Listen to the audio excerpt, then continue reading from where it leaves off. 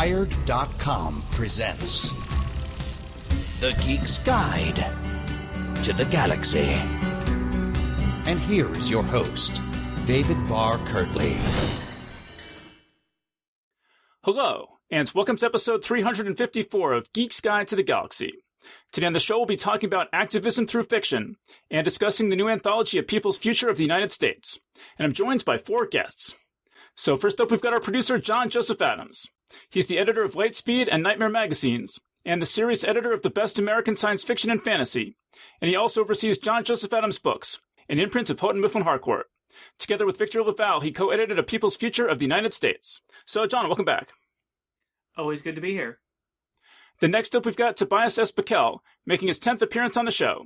He's the author of the Xenowealth series of space adventure novels, the eco-thrillers Arctic Rising and Hurricane Fever, and the Halo novels The Cole Protocol and Envoy. His short story Blindfold appears in A People's Future of the United States. So, Toby, welcome to the show. Thanks for having me on again. Then next up, we've got Sam J. Miller, making his 6th appearance on the show.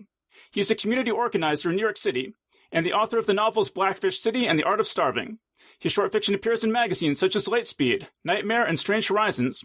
And his short story, It Was Saturday Night, I Guess That Makes It All Right, appears in A People's Future of the United States. So, Sam, welcome to the show. Always a pleasure to be here. And also joining us today is Malka Older. She's the author of the novels Infomocracy, Null States, and State Tectonics. And her short fiction appears in magazines such as Wired, Fireside Fiction, and Tor.com. She also has more than a decade of experience in humanitarian aid and development, and is currently finishing a PhD in the sociology of organizations. Her short story Chapter 5, Disruption and Continuity Excerpted, appears in A People's Future of the United States. So, Malka, welcome to the show. Thanks so much. Okay, so let's start off with John, and have you just tell us about how this anthology came about. Well, if you read the description of the if you read the cover copy of the book, you could probably take a guess. It was largely inspired by the election in 2016 and my extreme freaking out about what might entail as a result of that. I wanted to try to do everything I could to sort of resist the new administration, since every sign Trump had given us while he was running for president had indicated that he would be a tyrant, and nothing he's done since then has dissuaded me or many right-thinking people from that notion. So I wanted to do everything I could, and the idea of only doing what every other citizen can do didn't seem like enough to me, since I work in publishing, and because when you work in publishing, you have the power to magnify voices, and I wanted to try to use that power for good, because one of the things that the Trump administration has been showing us is that words have a lot of power, and although we all have the ability to use our own words, not all of our words get heard equally, and so I wanted to use my position as an editor to try to help magnify the voices of the people that we invited to participate in this anthology, to sort of shout back at the Trump administration, and also to try to sort of imagine some new futures that might help us figure out how do we get back to normal from here. So how did Victor LaValle get involved? Well, I had pitched it. I had sent the proposal to my agent, and actually, it was a much more just sort of straight up resistance-oriented anthology. And he had an idea to send it to One World, which focuses on publishing, people of color and other marginalized voices. And so when the acquiring editor there, Victory Matsui, bought the book, they wanted to sort of They sort of pushed me in the direction that the book ended up in, with the sort of more sort of positive, a mix of more positive features in the mix. And Victory suggested the title "People's Future of the United States," which was perfect. And because of One World's mission of publishing underrepresented creators and all that, they wanted me to partner with another editor, so I would just be co-editing the book. And so, once we decided that was the right thing to do, Victor LaValle was right on the top of my list. And, so we reached out to him and asked him if he wanted to do it, and he did. And he already, works with, Chris Jackson, who runs One World. And, so it was like a natural fit. And so unpack that a little bit. You said that some of the stories are more positive and others are more dystopian, or? Yeah. So, like, for instance, Shauna McGuire's story in the book is it starts off with a sort of a dystopian concept, but then by the end of it, it's like it all ends like very happily. And I mean, it's one of the more rarer examples in the book where things turn out well. From the initial concept, I thought it was going to be much darker than the book would be. But then by the time we sent out our invitation to the authors, we made it clear that we were interested in getting both sorts of points of view. And how the book ended up, we weren't sure if it was going to be sort of more half and half or sort of 75-25 in terms of like dystopian versus positive. And so I think it ended up with a nice mix. And if we hadn't done it in that way, I feel like the book may have been just like too brutal to read, because it would have just been this unending sort of barrage of despair. Since the stories are tackling this immediate, like, present. These present day issues, as opposed to imagining some future dystopia that seems pretty far afield from what we're dealing with in the present time. So having that mixture of sort of some more positive visions, I think, helped balance the book and resulted in just a better product overall. Right. Now, so many of the authors in this book are very familiar to me, and then there are a number who are not. Would it be safe for me to assume that the ones who are not are people that Victor kind of brought into the project? I mean, not necessarily. Some of the so Liz Huerta is actually one where she was not familiar to me either, to me or Victor. And it just so happened that her agent had reached out to me around the time we were putting the book together, and he was submitting a story from her to Lightspeed. But then... And it's like I read it. It's like, oh, hey Victor, take a look at this. This is like perfect for the anthology, right? And so he agreed, and so we took it for the anthology. So that was one case, but in some of the other cases, let's see. I think so. There was one author. So Kai Cheng Tom is somebody that Victory at One World suggested. And then otherwise, I think we just were sort of brainstorming about different folks, and because we wanted to get some sort of people from the literary side of things as well. And so like Leslie Nika Arima is one of those folks. And I mean, I was familiar with her from having read widely for Best American Science Fiction and Fantasy. She had a story in the New Yorker a couple of years ago that I thought was really good. That was fantastical. And like Omar El-Akkad, he wrote a dystopian novel in recent years that I was aware of already, and so that's why he came to my attention for this. And Gabby Rivera, she's written some comics and she has a novel, and anyway, yeah, she was sort of less familiar to maybe people who read like Lightspeed or whatever, but she'd been on my radar. But I just hadn't ever worked with her before. Yeah. Well, so let's talk about some of the authors that are joining us on our episode today. Mm-hmm. So other than just the fact that they're awesome, was there any specific reason in their bios or bibliographies or anything that you wanted to get Toby and Malka and Sam into this book?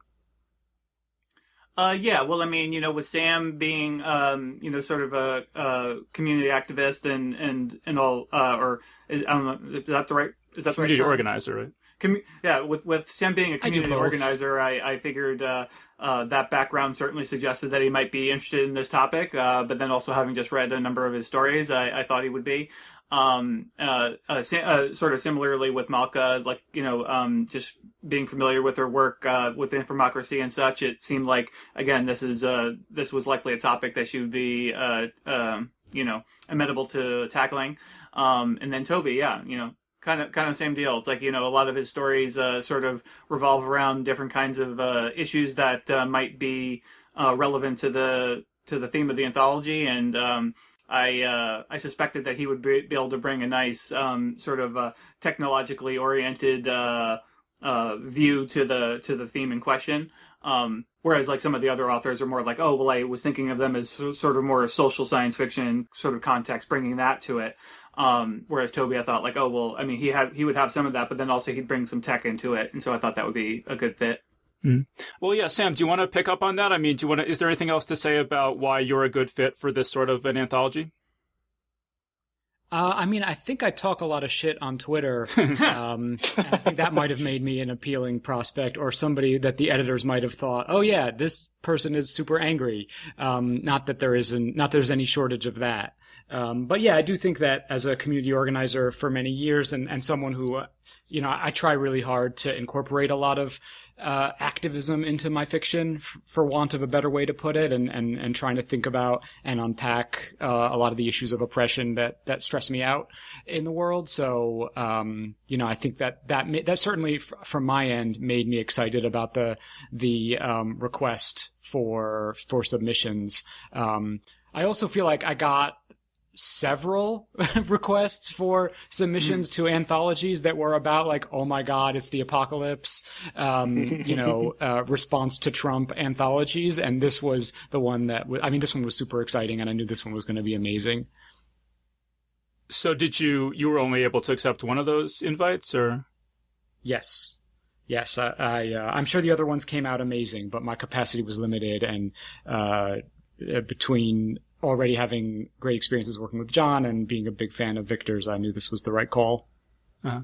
Well, say a little bit more, Sam, about, you said that activism is very sort of intentional in your fiction. Could you talk about sort of, do you see that having an impact on people who read your fiction?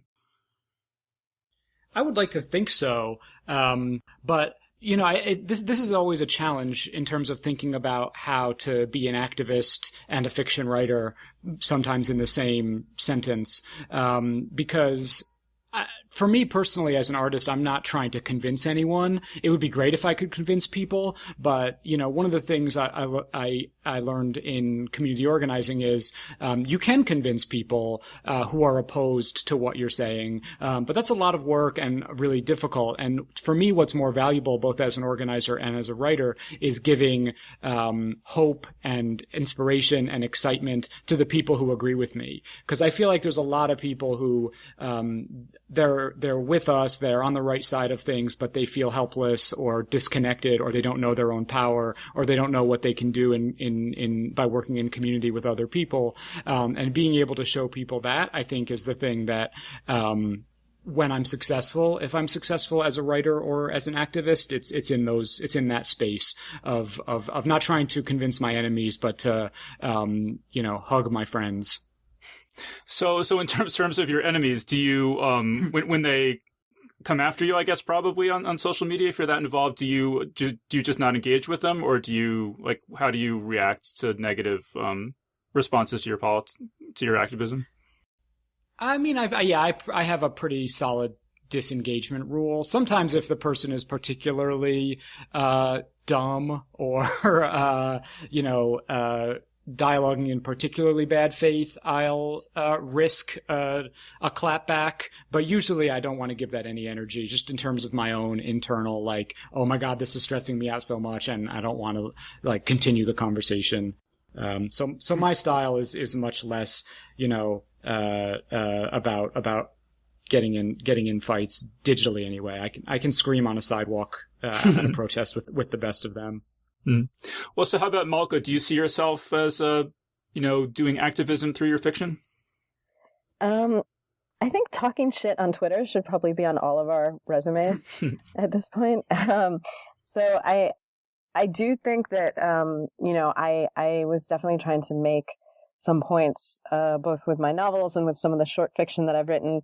And I tried to make points not so much about the specific, racehorse style of politics, not about in the moment, but about really thinking about how we process our politics, how we process our information, and, to sort of taking a bigger view of systemically what can we do better, and what is it important that we think about, and what do we need to really improve, and, where do we have to have more voices.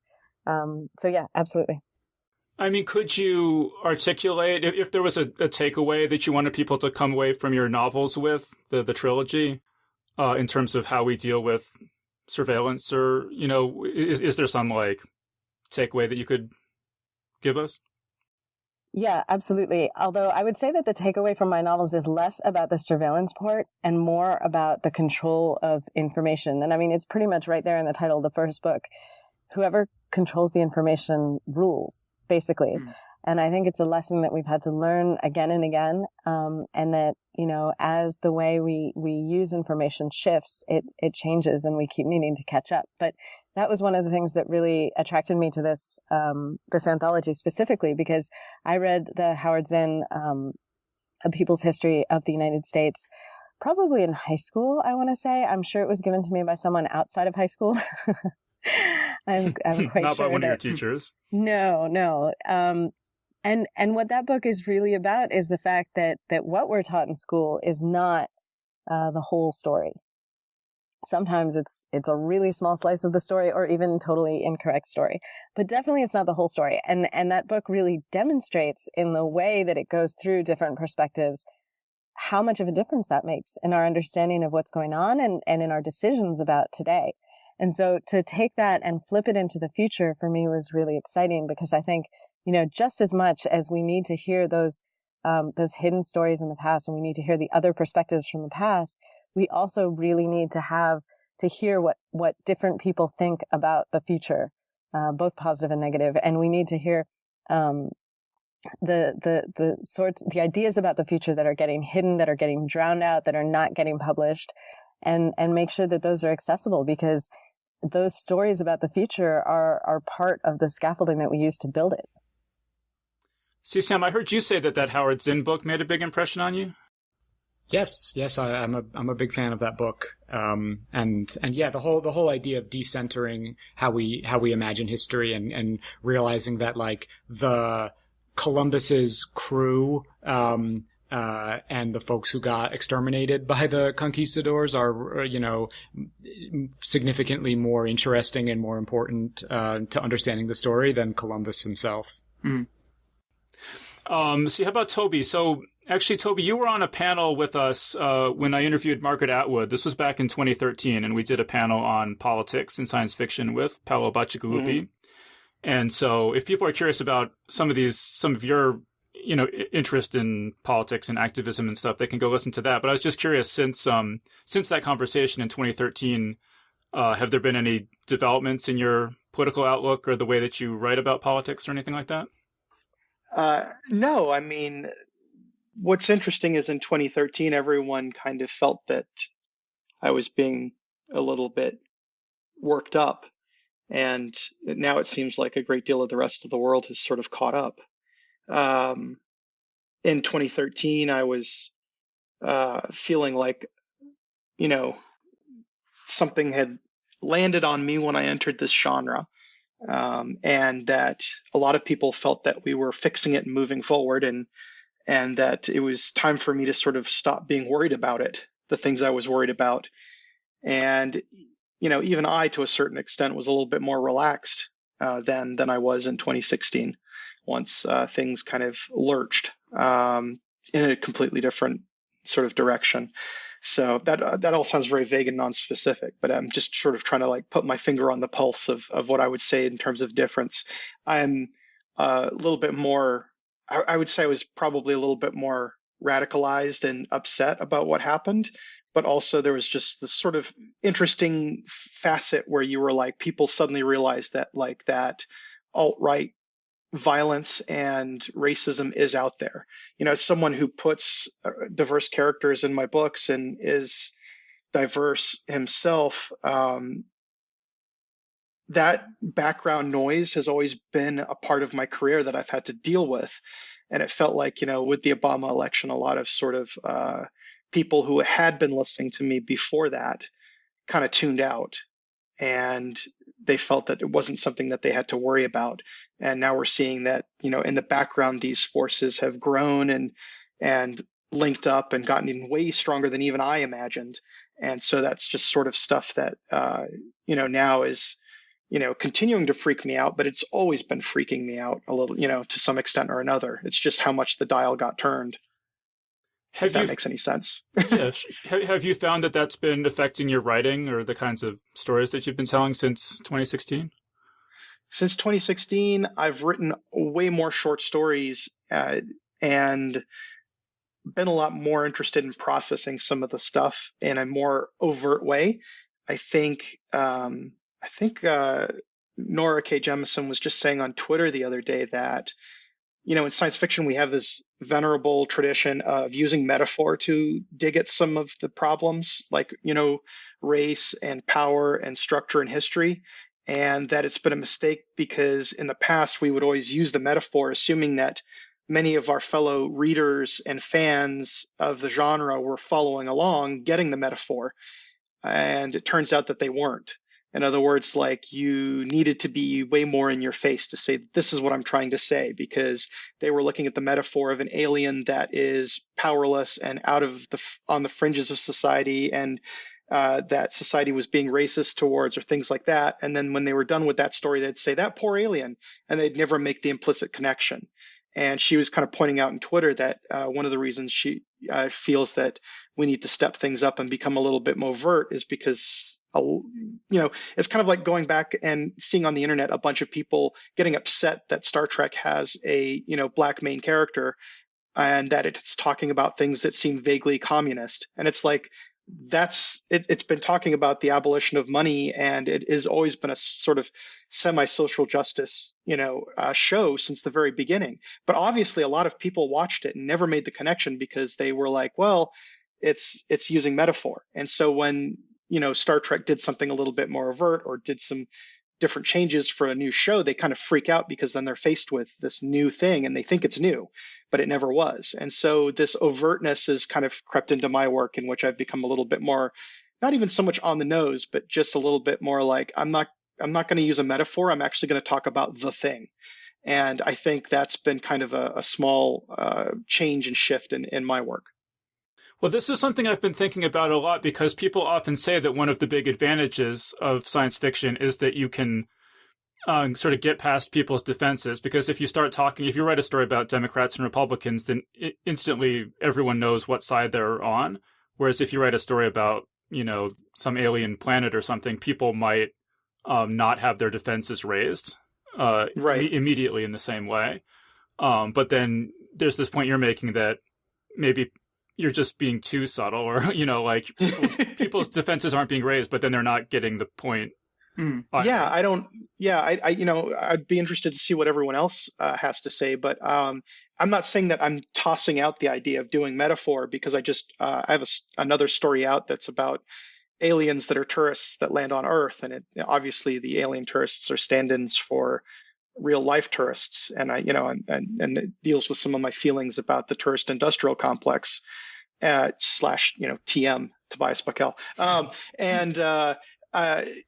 Obviously I'm playing with metaphor there, and I'm completely okay with it. And I'm hoping people will catch that it's a metaphor. And it seems a little on the nose to me, but I couldn't, I still wanted to make it kind of science fiction. So, everything's still in the toolbox, but I think there's some more overt tools that I'm leaning towards now, because I'm also trying to process some stuff as well.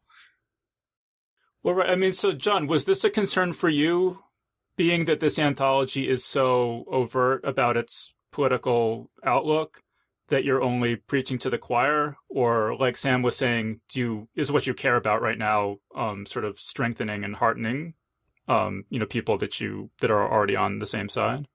Right. I'm definitely happy to strengthen and hearten those of us on the same side. But yeah, I was definitely concerned about that. That people that really need to read this book will never pick it up. I kind of was joking that we could reissue the book, but don't change any of the contents. Just put like a flat red cover on it with white text, and just call it "How to Make America Great Again." And then just and maybe change the cover copy, I guess, and just make it all be true what's in the book, but then just not as specific, and to trick the people who actually need to read the book to pick it up. Although I don't think I could stomach it, honestly, to have a book that looked like that. But yeah, that's the thing. It's like, I've been saying about this book, I don't expect it to change the world, but maybe it'll change a mind. But even that, it's like, it kind of feels like we're so partisan right now. It kind of feels like even hoping for that is too much. Because it is going to be essentially preaching to the choir, it feels like. Although I would like to hope that there's enough sort of variety in the book of about the sorts of issues that the different stories tackle, that maybe somebody will have a progressive view in one area, but then maybe is not as progressive in some other area. And maybe because they read this anthology cover to cover, maybe they'll come around on one of their other areas where and then, maybe one of the stories will make them realize, oh, yeah, actually, I've been an ass about this particular thing, for much of my life or whatever, and start thinking about it in a different way. And that's kind of what you hope about. That's kind of what you hope, fiction can do in general is teach people how to empathize with each other, with people who are different than them. And, so, I'd like to think that maybe, something like that could happen with a book like this, but I am pretty pessimistic about it.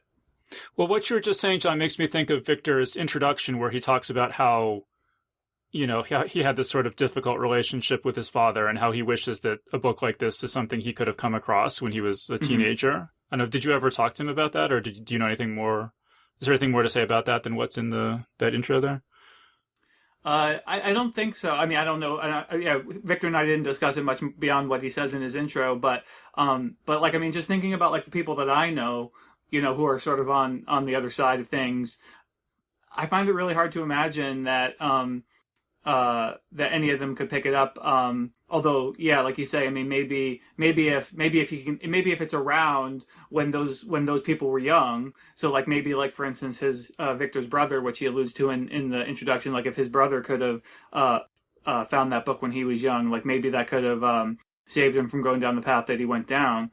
But yeah, maybe it's maybe we have to think about it more like for the future of the future of the United States, as it were, the actual people who are not yet sort of already set in their ways like many of us are. Well, it seems like a lot of the strength of a book like this is that I think a lot of the persuasive power comes not from the more overt messaging that might be in the stories, but just sort of the general background stuff where, if climate change is not, you're not beaten over the head with it, but it's just sort of an incidental background detail in lots of stories that you read. I think it just sort of, seeps into people and they internalize, this is the future, And I think with all the sort of diversity that's in this book is sort of the same way, is that just, exposure to all these different kinds of characters and their thought processes and things has an effect on people, even if that's not the overt message of the piece. Well, so I want to jump in though, and also just say that like the idea that you can't put advocacy in and put these things into entertainment is like this uniquely middle class American idea that I find kind of distressing, because where I grew up in the Caribbean, politics and art were often incredibly intertwined, because politics is life and life is art and art is life. So you listen to like, say, some Bob Marley, right? And Redemption Song is clearly coming from a distinct perspective. Even though you hear it all over the top 40, people often don't stop to listen to the lyrics of, goodness, half of the roots rock reggae that I grew up listening to when I was a kid. And certainly Calypso and soca, which I grew up listening to, had always devastating political commentary embedded in quite a bit of it. And people from all sides listened to it and reacted to it and created art back and forth on these positions. And the idea that like creating something that has some sort of neutrality is like this inherently bizarre 1950s black and white news broadcaster position that is sort of, I think, not something that it reflects reality in any way or the way in which human beings exist. Well, let's get Malka back in here. So, Malka, do you have a point of view on this sort of you catch more flies with honey than vinegar kind of versus what Toby's saying? Well, I do agree that there's, we can't make neutral art. We can't really make neutral anything. And I do think that this idea that we can have, that there's some arbiter that says this is neutral, this is fair, this is objectively correct, is for most things really, really problematic.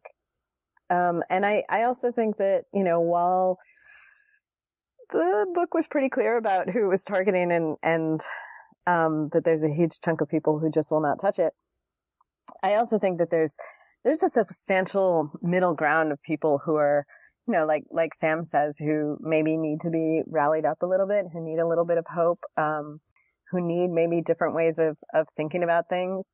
And I think, one of the strengths of an anthology is that you have a lot of different authors. Each of them has their own fan base. I think probably most, if not all, of the authors in their book, the fan bases are very aware of our politics already. So the fan base is likely to be on that side. But, nonetheless, you're going to have people who are coming for the work. With this specifically, usually I kind of agree with you, David, in terms of having things in the background as subtle details. But I went a different way, actually, with the story in this anthology. I think largely because the title just kind of grabbed me with that Howard Zinn flashback.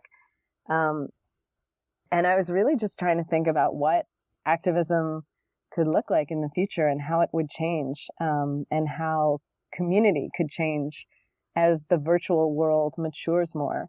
And I really had to push myself to come up with ideas. And I hope that they, if not as a kind of how-to, because it's not so much the specific ideas, but it's giving people the sense that there are new ways of organizing and new ways of belonging and new ways of including and new ways of governing that are kind of just right over the horizon continuously. We're continuing to get to find new ways of doing things and to develop new ways of doing things. And so, I hope it gives people that sense and that hope, and also a little bit of that drive of, we can go out there and create something. Well, right. Let's dive into the story a little bit. So it's called Chapter 5, Disruption and Continuity Excerpted, which is a somewhat unusual title. Do you want to unpack that for us a little bit?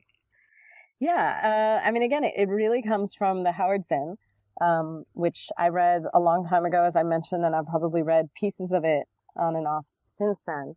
But I was really thinking about the way his chapters work, in that they look at a kind of chunk of time in the history of the United States, and for each of those times he looks at a chunk of history of the U.S., but he looks at it through, he starts by looking at the different groups that are often ignored by the histories we have, and he tends to pick out also individuals to really make it more of a story and make it more relatable. So I was thinking about how to do that, but into the future.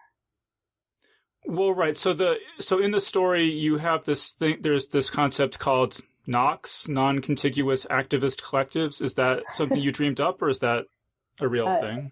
I dreamed it up, but maybe it'll be a real thing someday. Well, so explain that. What is a NOC? So, one of the powers that virtual life gives us is to have communities that are less and less bounded by geography and less bounded by having the resources and the proximity to meet in person.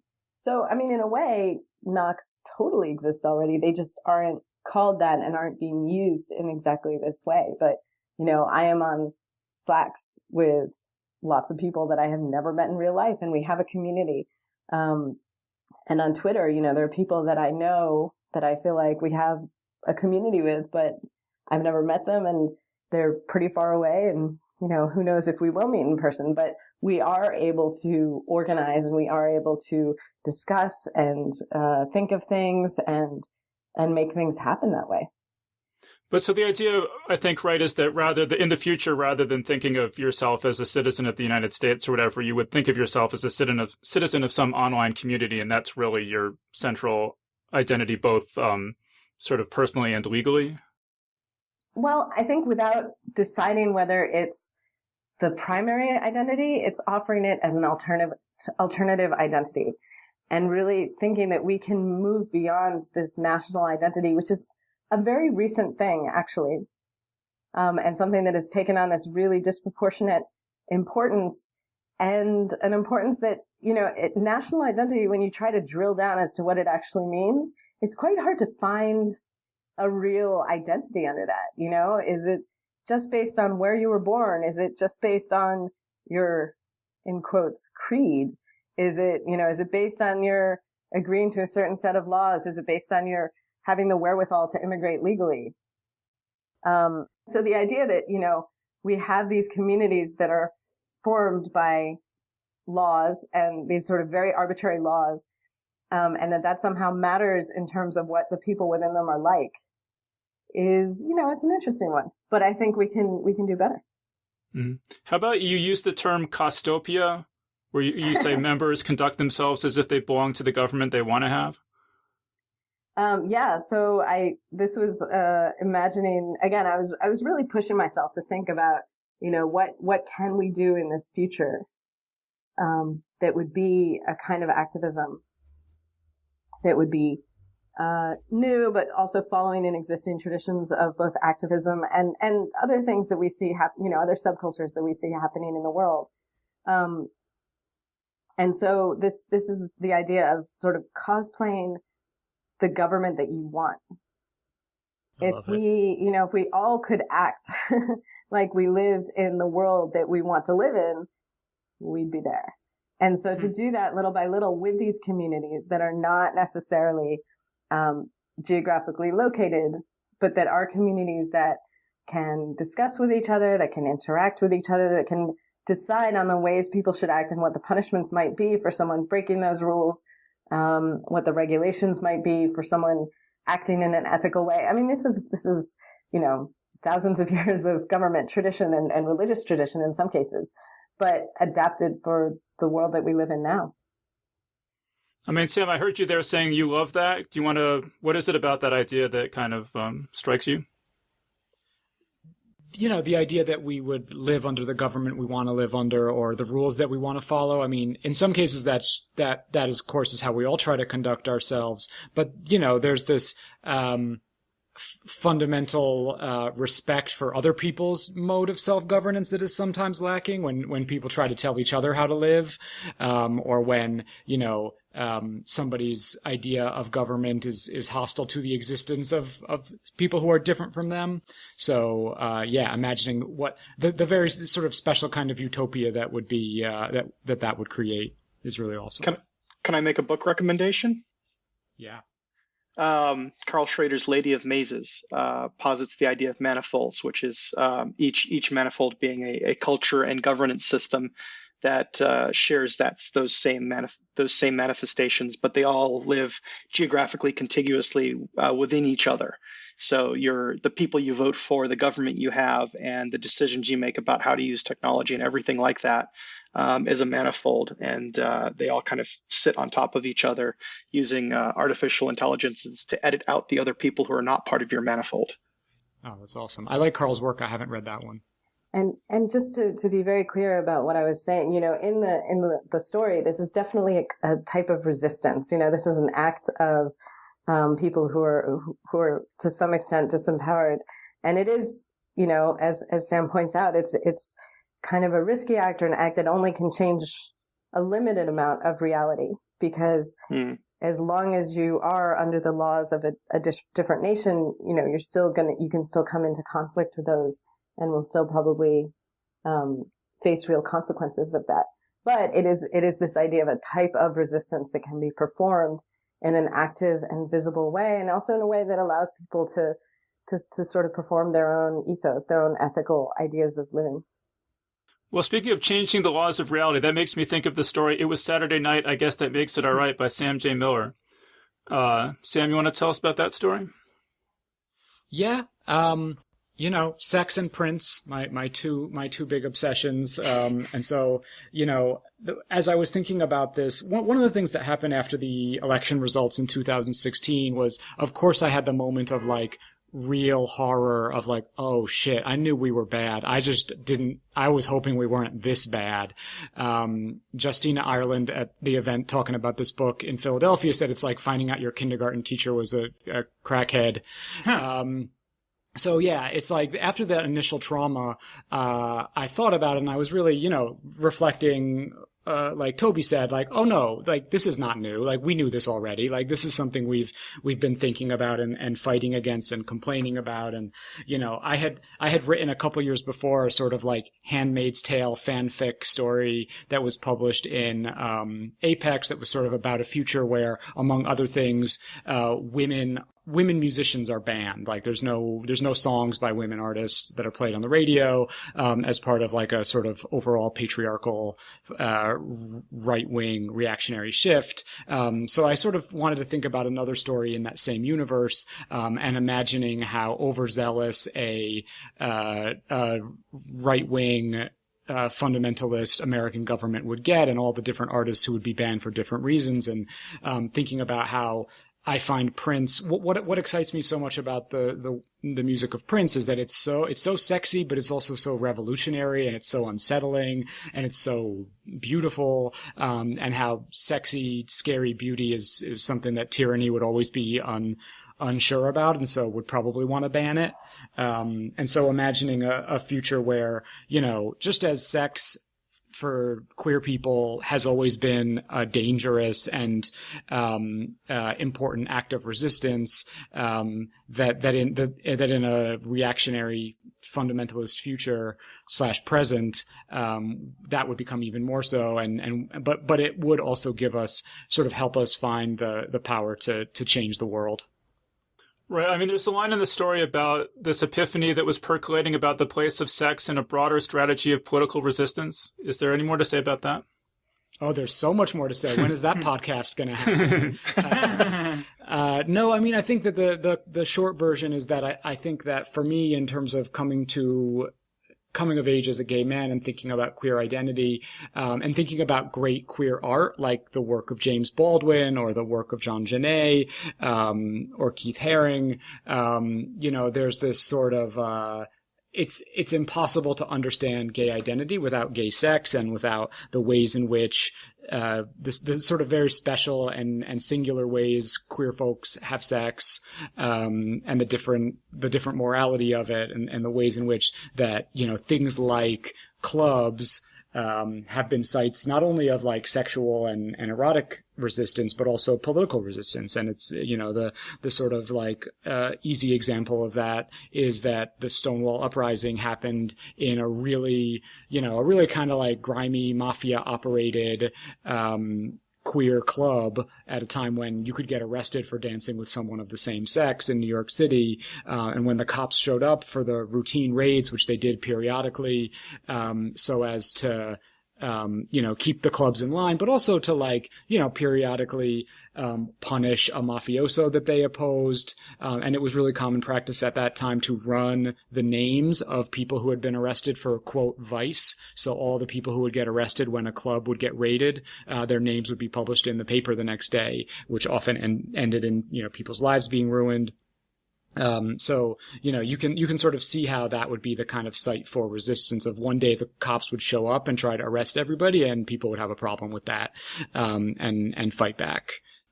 I'm not exactly sure what my question is here, but it occurs to me that in the story, the character is having sex in secret or trying to. Do you see that as an act of political resistance, or does it need to be like Prince singing about sex where people are aware of it to have that political dimension to it? If I'm understanding your question correctly, I think that, you know, it's easy to think of, and I think many people do think of sex as something that is secret and circumscribed, and it's this thing you do in the, you know, the privacy of your own bedroom or wherever, and it isn't for anybody to talk about or know about. In many cases, it's a form of escapism, especially for queer people who many times are living in one of many closets, right? Whether they're completely out or they're partially out or they're out in some aspects of their life. But they, you know, sex has always been something that happened at rest stops and public bathrooms and malls and abandoned buildings and piers. And that those sites, where queer folks would gather, for illegal or dangerous, or secret sex would also be potentially grounds for, you know, coming together and community and building and power and resistance. The same way a song like a Prince song can give you just a jolt of something that can make you feel like you can change the world, and that when you're dancing on a crowded dance floor to Prince, you know for a fact that you could do anything. Right, that's interesting. So, because even if you're having sex in secret, the people that you're having sex with know about it, and so you are forming kind of an underground community that way. Yeah, which can either be one of shame and fear and like, okay, that was great, never going to talk to you again, or one of like love and building and community. Yeah. All right. Well, let's get Toby in here, and so you can talk about your story, The Blindfolds. Yeah, you want to just talk about what the initial inspiration for the story was?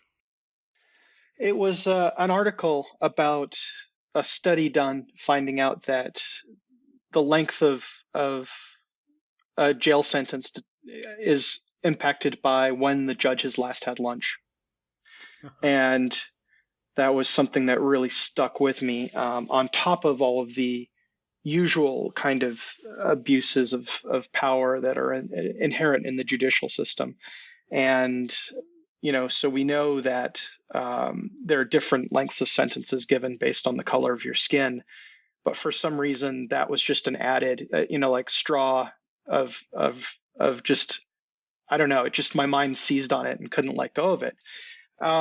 So the other thing was just trying to grapple with a sort of techno-utopian solution to the idea of like the fact that a jury of one's peers kind of falls apart in the face of a society that's struggling with racism, right? If you're a Black kid who has been pulled in front of a jury of mostly white folk for something horrible, the system doesn't necessarily work. And as I was just playing around with those ideas, I came up with a lot of times we tend to put band-aids on problems. And so my band-aid, the techno solution in a near future would be for someone to then suggest, using augmented reality to erase race. There's so many white people who always say like, I don't see race. And so the idea is that, in the future, the judicial system uses this sort of technology to sort of try to level the playing field. And one of those sort of like, it's a sort of fix you could see people getting together to try to do. And then I wanted to show why that would still be problematic and just explore. It's just a riff on exploring some of these things, a way to kind of try and process them through this story. Right. Let me just explain for listeners. So the jurors are wearing sort of VR headsets. Yeah. So then it's sort of superimposing a randomly selected race over the defendant, so they don't know what race the defendant is. Yeah. Thank you for that. Sometimes writers are the worst at explaining their own stories. If I could have summarized it in a sentence like that, Dave, I wouldn't have had to write the story. But yeah, so then say why you think that would not be a good solution or adequate solution. It's not an adequate solution because it's a band-aid on, a society that's still problematically broken, so people will try to get around it somehow. And it doesn't fix the core problem, which is the society's issues with race, right? It's sort of it's a fix, but it doesn't fix the core fix. It's sort of like stitching someone up, but there's still a bullet inside. You've stopped the bleeding, congratulations, but there's still something horribly wrong going on. So I got to highlight the problem by talking about the fix that was, that you could do with technology. And so, and then I explained in the story that there are other biases that are still going to be in there. So like, how far does this go? Right. People are doing studies that show that like, hey, there's bias of race, there's bias of when the judge has last had lunch. So like, where do we end up? Do we end up with, a judge that has an IV, in them so that they have like continuously modulated blood sugar all throughout the day so that no one can cry foul? And do the defendants all have to wear this, equipment to edit out the race of a person? And will any of that still work, or is that still manipulable? And so I guess the point of the story is to try and plead for, fixing ourselves rather than putting these band-aids on, because it's not how this is going to get fixed, because it all can be manipulated. Well, right. And it can all be manipulated partly by Russian spies, which is another like large part of the story. which is also obviously inspired by current events. Have you followed the Russian spy stuff particularly closely? Do you have any did you do a lot of research on that, or do you have any strong opinions on that? Or I have strong opinions in that it's such a freak show, right? And that more of it is out there than we even realize. I mean, when I initially wrote this story, I was aware of kind of the basic headlines of it, but I got to say this is one of those things that I've learned a lot about in the last year and a half, and it's truly freaked me out just how manipulable we are by them. And listen, I mean, I come from the Caribbean, so I grew up hearing about U.S. operations, information operations against South American countries, and how different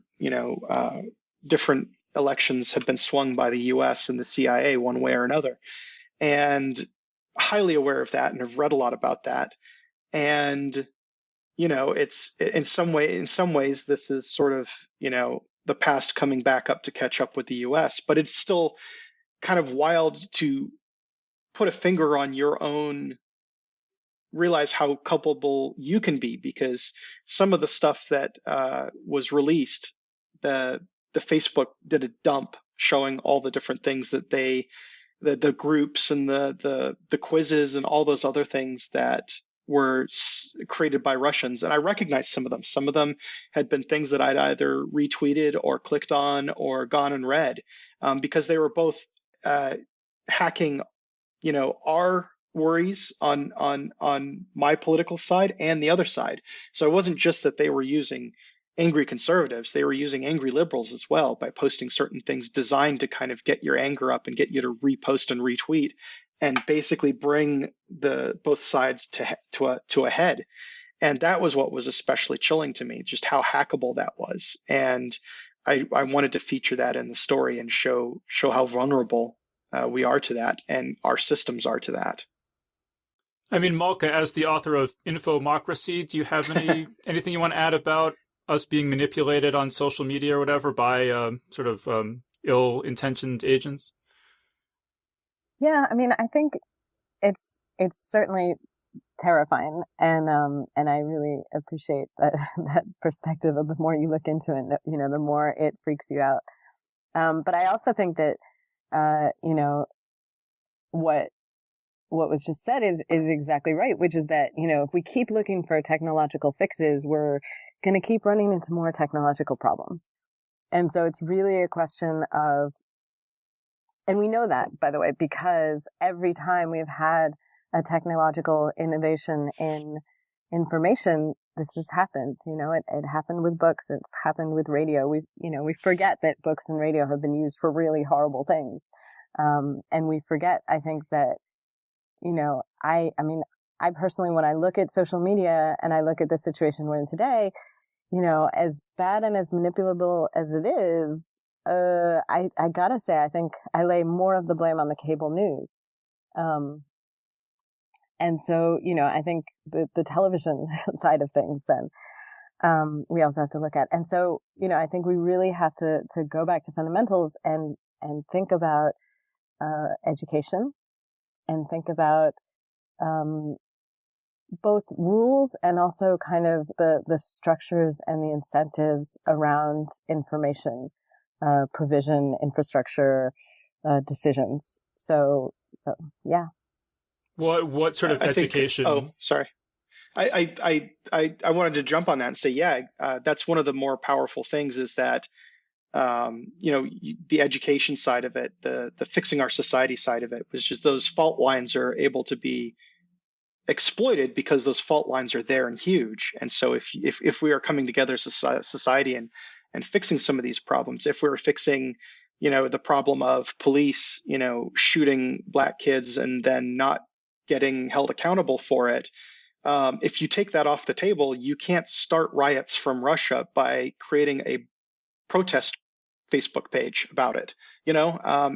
If we are educating people, one of the things we know is that the older, a lot of this stuff the really bad stuff is being spread by older folk via Facebook groups. So it's like if we are able to educate people so that when that generation dies off, the next generation that comes in is more media savvy, more aware of how this information is being used. Just like we're a lot more mature about print propaganda, if we can become more mature as a society about digital propaganda, we start to get better. But it's still, because it's all new, it is a bit freaky to see that we got caught off guard. And like I said, I kind of get that sense of personal, like, oh, I've had to grow up and I've had to look at my media consumption and figure out, what not to pass on and what to pass on and what to retweet and stuff like that, and be way more savvy about it. Otherwise, I'm producing, a drop in this ocean.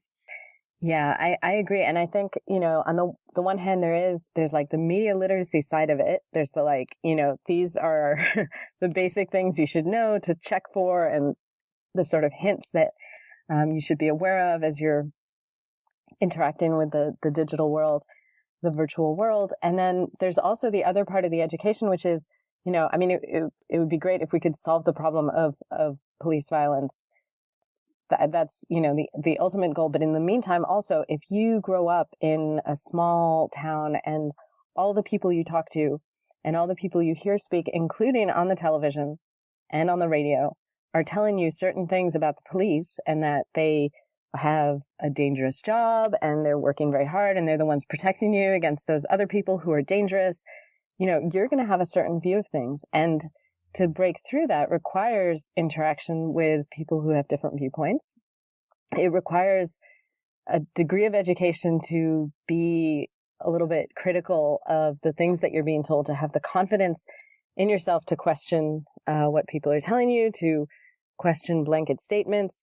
And, I think those two issues of, on the one hand, poor education that has a lot to do with rote, and education that has a lot to do with things that aren't directly related to people's lives. And on the other hand, segregation. I mean, there's a huge amount of segregation in this country, and that's an education issue too. And that is a very political issue in terms of how people are able to think outside of what they've been told. And I think actually, social media is a huge opportunity for us, because we have so much choice of who we listen to. And there are people different from us right there, and all it takes is a click. And sometimes it takes, a couple of clicks if you need to get through a couple of people to find someone outside of your circle. But, it's much more flexible than television was in the early days, even books in the early days, or radio. And we have an amazing opportunity there, but it's a matter of people taking that opportunity and really using it. Yeah.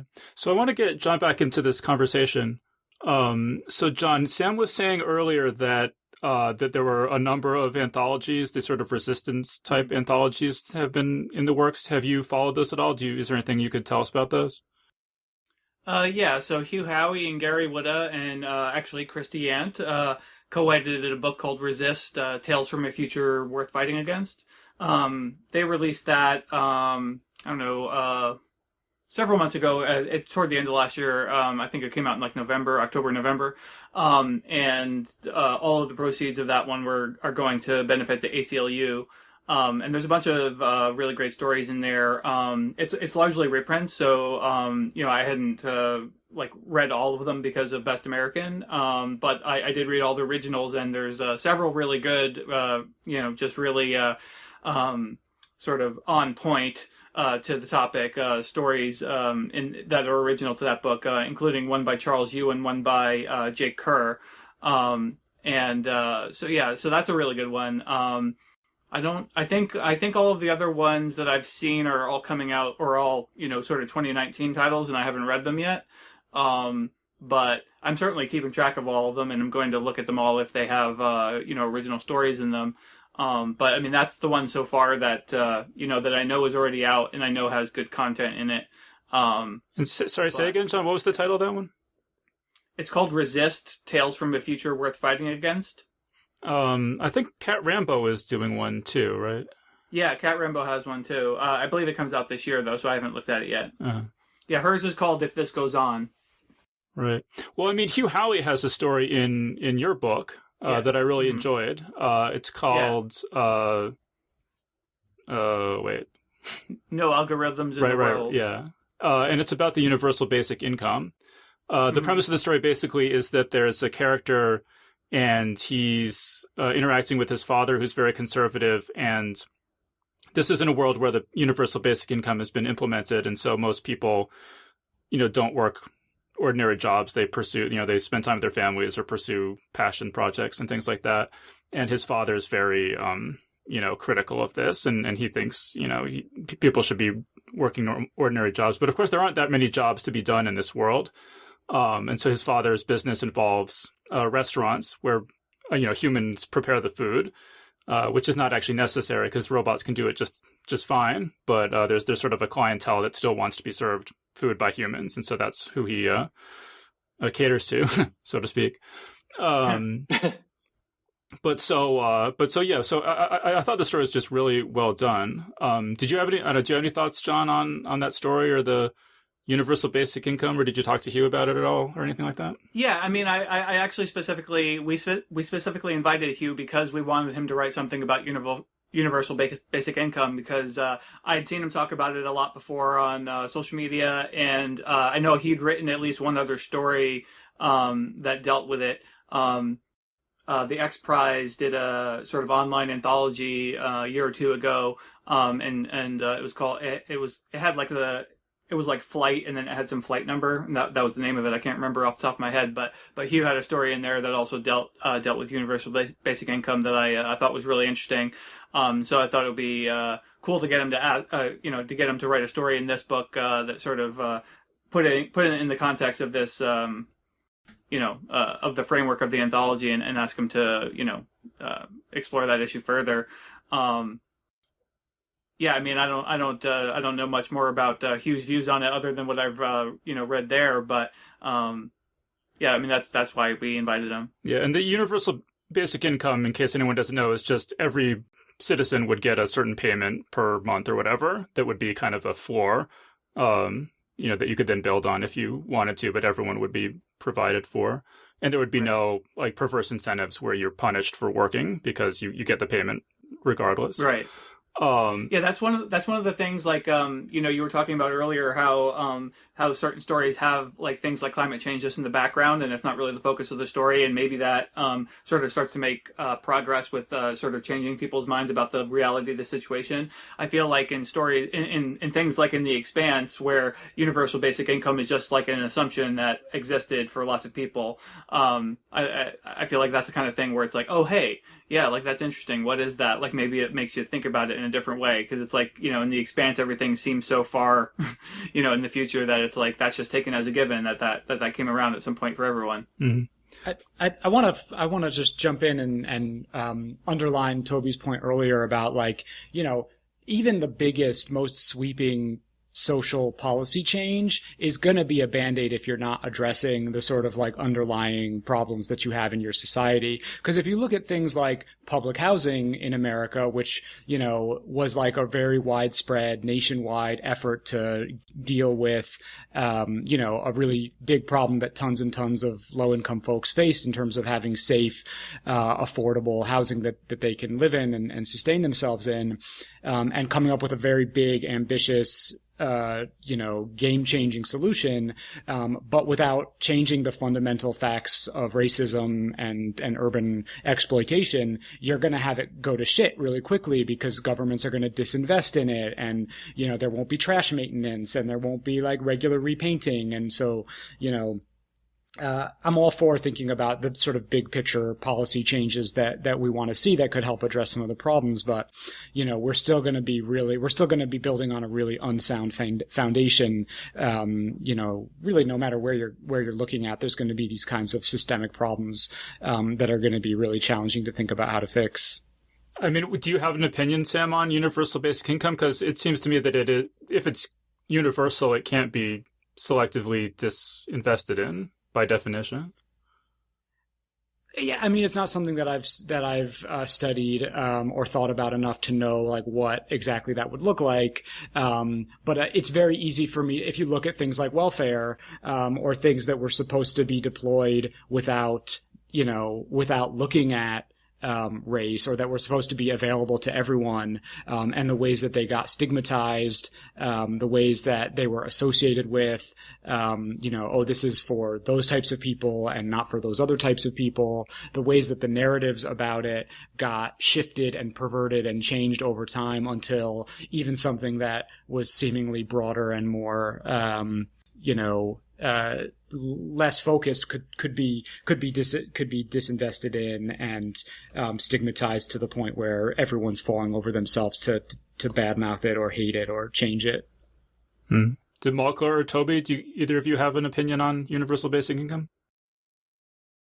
I think it's great as long as it's not used as a replacement for other parts of the social safety net, particularly if it's a sort of really basic income. Right. So if, I think the danger that some people see is that, someone says, okay, we're going to give everyone $1,000 a month. And that means that there's no more, welfare. There's no more Medicare. There's no more, assistance for people who don't have enough then to use the public transportation they need to get to their work, et cetera. So, I think we need to be a little bit cautious about the way that it can be used as kind of a sop, or the way that the term can be maybe undermined from what its initial intent was.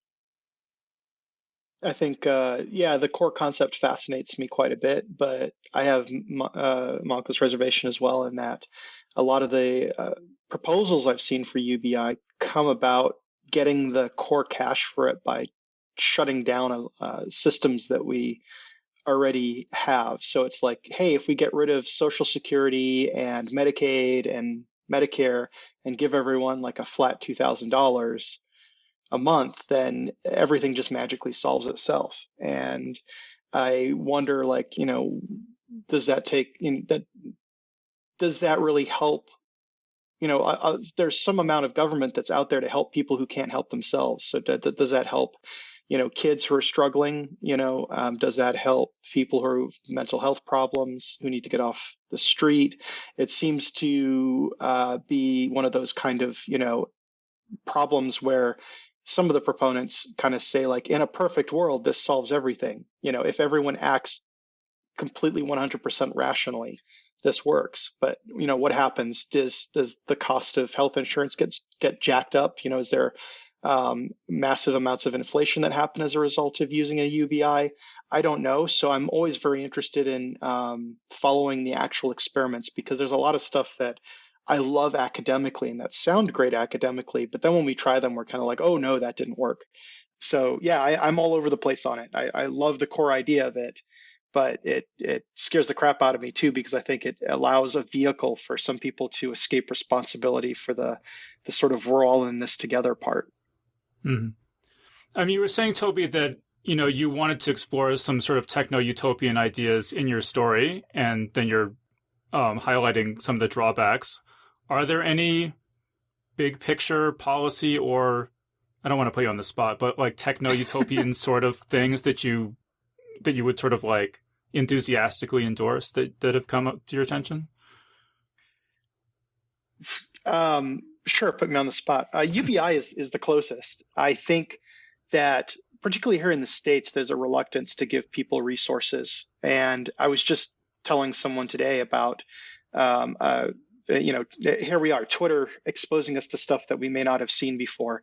I saw a clip of a person who just had twins in the Japanese healthcare system, and his health insurance company overpaid the hospital, so they gave him $1,500 back, and he was having trouble understanding what they meant because he thought that they were asking for $1,500 from him. So his mind was completely blown. And then they were like, no, it's $1,500 times 2 because you had twins. And then his mind was further blown. And then they were saying that there was a cash benefit that comes from having kids to help you get started that arrives as well. And the clip ends there. And I showed it to a friend, and then I also told my wife about it. And I said, I have twins. I'm like, can you imagine getting $3,000 plus some extra other cash instead of being $10,000 in debt like we were for having dared to have twins? And it just it blew my mind as well. But in places like Nordic countries where you're given cash benefits for having children, a small cash allowance to help with the extra expense that children generate, just things like that are policy decisions that I think are really interesting. We claim to be a pro-family kind of country, but we are actually an incredibly anti-family country. Having kids was just one of the most economically devastating decisions I've ever made in my life, besides getting sick, because I was stupid enough to do that once.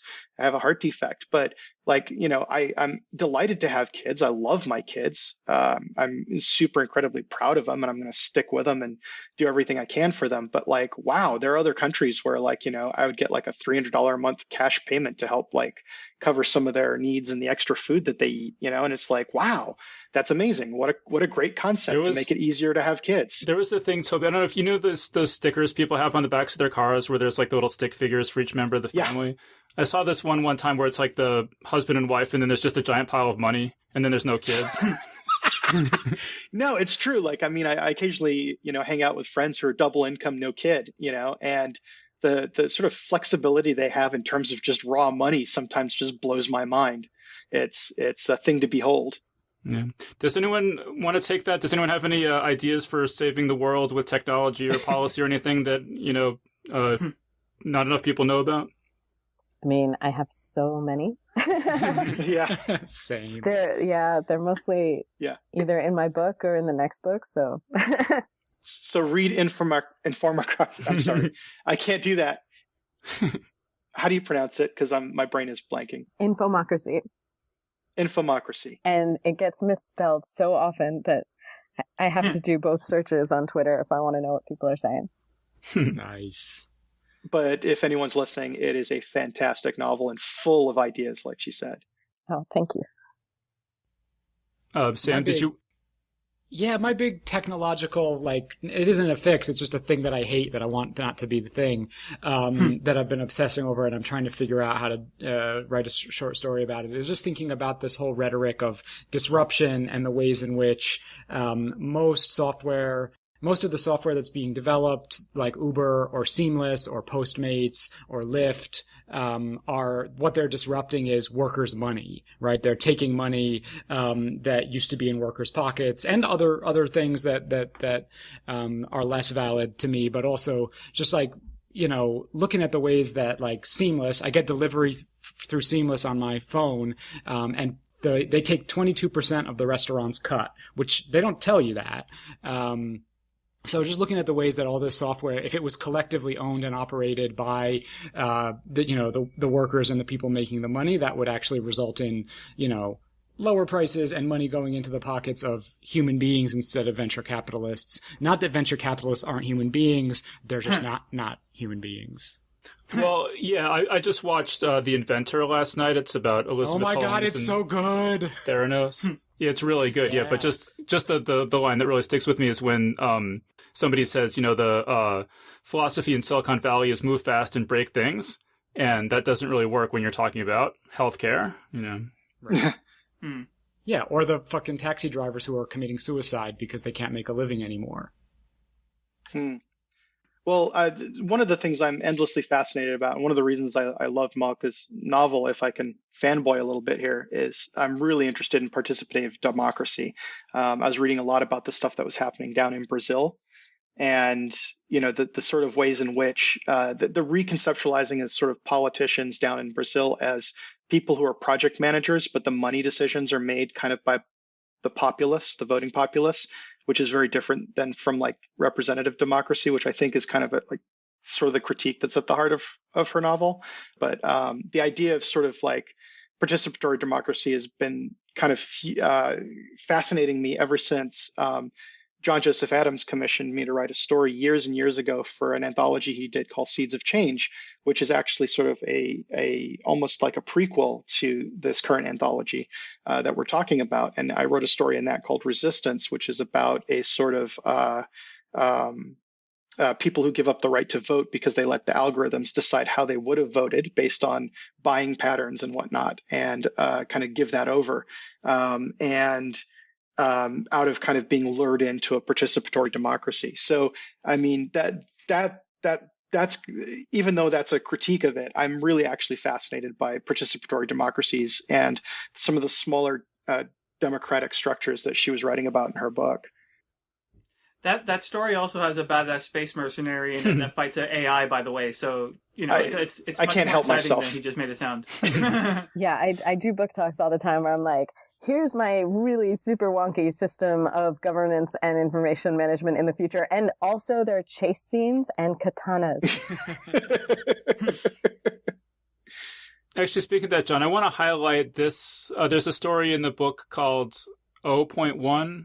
I think you mentioned Gabby Rivera, right? And so one of the ideas in it is that there's a sentient virus that kills you if you have white supremacist attitudes. And so there's actually a thing about a character who, there's a treatment for it, but the treatment is you have to build up your empathy and compassion. And this character just is like, I'd rather die than change my political views, basically. And I thought that was an interesting idea. Like, who's able and or willing to change their political views in the face of a virus that's going to kill you if you don't. Right. Yeah, I mean, it's like a really interesting thought experiment, but it kind of seems like the sort of thing that, like, if it were ever implemented, it probably actually would destroy the world somehow. But right, I'm not endorsing this. I just thought it was interesting. Yeah. You're not planning to release it right now? No, I'm sure I have a general antivirus, killer virus policy, basically. Yeah. But I don't know. I mean, I guess that kind of reminds me of the Hugh Howey story too. But just this idea of people who refuse to change their minds, no matter what. I guess this is a big issue on the internet and everything. Yeah, I mean, it kind of feels like that's what the whole world is like, at least among adults. I'm hoping that the younger people aren't going to be as entrenched as all that. But anytime you watch the news, it's like, I mean, I can't even watch like 2 minutes of like Fox News, for instance, because it's like so alien to me what they're saying. It's just like complete gibberish. And then like, I feel like anybody who is a Fox News viewer would have the same opinion if they like watch MSNBC. And so it's like, we're just so entrenched in our beliefs that it feels really hard to see how we're going to get out of this situation that we find ourselves in, where we do have this rift between sides of the country. So where I live, I live in California, so and where I live is, pretty blue, but, I was just, in Orlando, speaking at UCF, which is my alma mater, and, it's, quite red there. And, so I was speaking, and we were talking about, Best American, and we're talking about, diversity, and how do we ensure that there's diversity in the book when the guest editor, reads things anonymously. And, so one of the people that was there, he wrote an angry letter to the professors that had me, that invited me there, saying that it's like, oh, well, white men can't get published, obviously. And that's what the whole point, that's what I was saying, is that, we won't publish white men. I was literally sitting next to a white man that I had published, who was one of the professors. It's like Micah Dean Hicks is one of the professors, and I published his novel via my novel imprint. It's like literally we were doing an event that both of us were participating in. So there was one right there. But anyway, this, it's like, yeah, it's like people just have, like, I feel like so many people just have this, they've learned what they've learned, and it's like they're never going to change. And it's like even, even to the extent that they just hear what they want to hear, because it's like I certainly didn't say I will never publish white men, or that, whatever. It's just. Did you have an essay, like a editorial that got rejected for being too political or something? Yeah. So one of the things I hate to do is write introductions to my anthologies. And so in a case like this, where I have a co-editor, I got out of it because Victor wrote it. But then the publicist for the book was, going around trying to get publicity for it, and there was an online venue that had commissioned an essay, and basically what they wanted was an introduction to the book. And so it's like, all right, so I'll write it. And so I had to do it over the weekend, and so I did it, but first I clarified. I'm like, hey, it's okay to get like super political about this, right? Because it's like, it's kind of hard to talk about the background of this book without being super political. And they said, oh yeah, sure. But then so I wrote it, and it was super political, but then they rejected it for being too political. So I thought that was pretty ridiculous.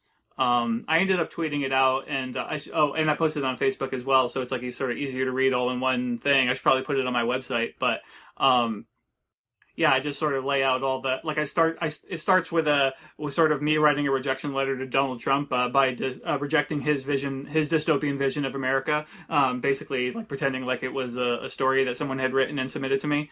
And then I just go on from there. But yeah, anyway, that happened. Yeah. Well, actually, so going back to people who just disagree with you so strongly, I mean, the things that I've heard is that if you want to convince somebody, I think, like, first of all, you can't expect them to change their mind on the spot. That's never going to happen. Mm-hmm. You know, you have to give them time. But then also, they have to like you and respect you as a person. Like, if someone doesn't like you and respect you as a person, they're never going to be swayed by you. So that's sort of the first step, is you have to earn their, affection and respect, whatever. And I think also you can't make the person you're interacting with feel stupid. I think that completely just shuts down any chance that you're going to persuade them. Right. I don't know. Has anyone on the panel had any notable success persuading anyone of anything, either with fiction or with conversation? I don't know, maybe, but I do know that I used to have a lot of conversations with people I disagreed with politically and ideologically, and if we didn't persuade each other of the points, we at least saw each other as human at the end of it. You know, we interacted as people with these questions of policy, and often, I learned a lot more about both my opinion and their opinion through the discussion. And, not being able to do that was anymore because I think that's gotten harder and harder to do, both because of the sort of dehumanizing impact of more and more segregated news sources, and also just the difficulty of finding like baseline facts to agree on. As you were saying about watching Fox or watching MSNBC, like it's actually very hard to even have the discussion across that. Mm-hmm. And so I do think that there's a huge value to just the level of interaction, that even if you're not necessarily convincing someone, you're showing them that the other viewpoint is acceptable and doesn't totally threaten their existence and worldview by being there. I mean, Sam or Toby, any notable success? I mean, a big part of my work as a community organizer is convincing people to do things they don't want to do. And those are usually people that I agree with on a number, that we agree that the thing that we're fighting for is important. But, there are things that need to be done in the pursuit of making a given change that sometimes people are scared to do, like be the press spokesperson at a rally, or participate in a protest that you're afraid might get you kicked out of your shelter, or, be the chant leader at any number of things that often involve getting people to step outside of their comfort zone. And usually the best way to do that is to really focus on, the common ground and the things that we want to achieve together, and the sort of like, things that they're afraid of, and whether those, how those fears might not be, so scary. Or realistic. So, that tends to be where I focus my energy in terms of convincing people. I haven't had a ton of success convincing jerks who have really backwards thinking on an issue that's important to me to change their mind. And sometimes I've had productive conversations that go into the really great points Malka was just talking about. But often I get upset or walk away or otherwise fail to honor the kind of like good conscious, good faith dialogue that is needed. Mm-hmm. Toby, I find it always, of course, very challenging, but I have a little bit of oppositional defiant disorder, thanks to my ADD.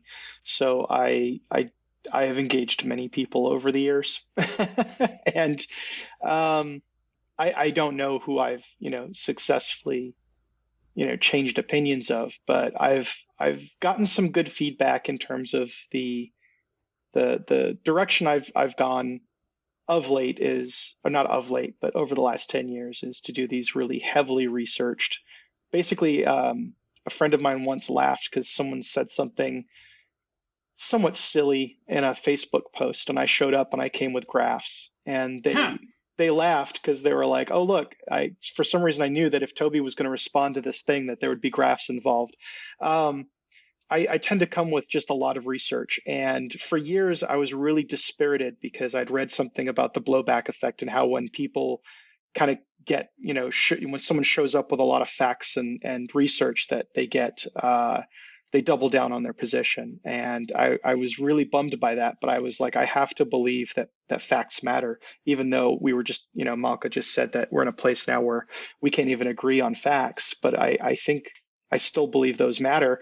And many years after I heard about the blowback effect, I heard another podcast that said that like the blowback effect is real. People do double down on their beliefs, but that over time, constantly having your facts knocked out from under you creates cognitive dissonance and plants the seed of doubt, which means that if a person then is willing to go hunting, if you weren't being a jackass to them, if a person's willing to go hunting for the information, then they stand a chance at being able to learn something new and maybe come around to a different point of view. And I'll say this, I believe this, and because I've seen it in effect on myself. I recently unscientifically purchased at the recommendation of someone who works in psychiatry. I suffer from seasonal affective disorder, and someone recommended these earbuds that shine light into your eardrums. Now, I don't know the science behind all of this stuff, but I was just like, well, it seems reasonable that whole light being shined into my eardrums might work in the same way that light being hit on your skin would, because we use a light box sometimes. They're just really inconvenient. So if I could have like an iPod light box that I just carry around with me, I'd love to do that. I mentioned it on Twitter, and probably 15 people all basically dropped on my head and were like, this is nonsense. This is total nonsense. And like, I didn't respond to any of them. I was just kind of like, oh, I'll look into it further. But, the moment someone drops on your head and says, you're a moron, this isn't real, the science is bad, and you haven't put a lot of thought into it one way or another, your hackles do rise because you don't think of yourself as a moron. And so I had to take some time and go look at the counter suggestions that they had for me. And over the space of a week or two, I came around to realizing that I think that they're right. They knocked down my facts, and this thing is pseudoscience. So I tossed it out, and now I have to use the damn light box, which I hate.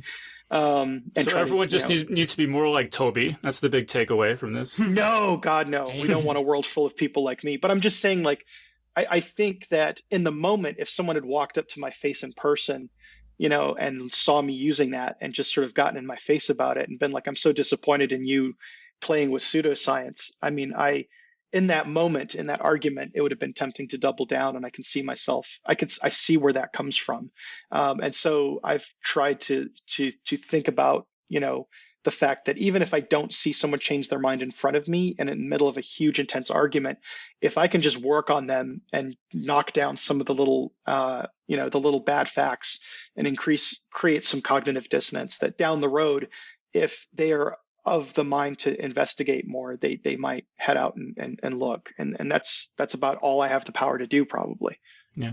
All right. So we're pretty much out of time. So let's start wrapping this up pretty soon. But so, John, I did want to ask you. So I listened to one of the live events, and Victor LaValle was saying that, he sort of hopes that there will be sequels to this anthology released periodically. It could be almost like the State of the Union address. I don't know if you listened to this or not, but he seemed pretty happy with the project and, interested in doing more of these things.